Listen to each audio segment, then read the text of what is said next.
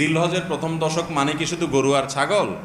জিলহজের প্রথম দশকের একটা স্মৃতি আমরা জানি, সেটা কি? গরু আর ছাগল।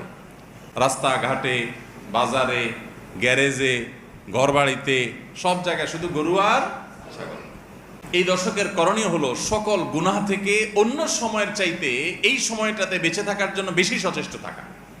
গুনাহ তো 12 মাসই আমরা করব না, কিন্তু এই দশক গুনাহ না করার ব্যাপারে চেষ্টাটা একটু বেশি থাকবে।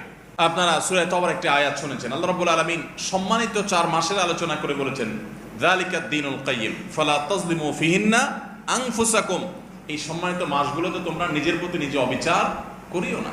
যেই সময়টাতে আল্লাহর নৈকট্য লাভের সুযোগ, ওই সময়টাতে যদি কেউ পাপাচারে লিপ্ত হয়, এর চেয়ে পাপিষ্ঠ আর কে আছে? এই জন্য আল্লাহ রাব্বুল আলামিন আমাদেরকে দরদের সাথে বলছেন, তোমরা নিজের পায়ে নিজে কুঠারাঘাত করিও না। এই দশকে কোন অবস্থাতে আল্লাহর নাফরমানি করবো না। আল্লাহ আমাদের সবাইকে বেঁচে থাকার তৌফিক দান করুন।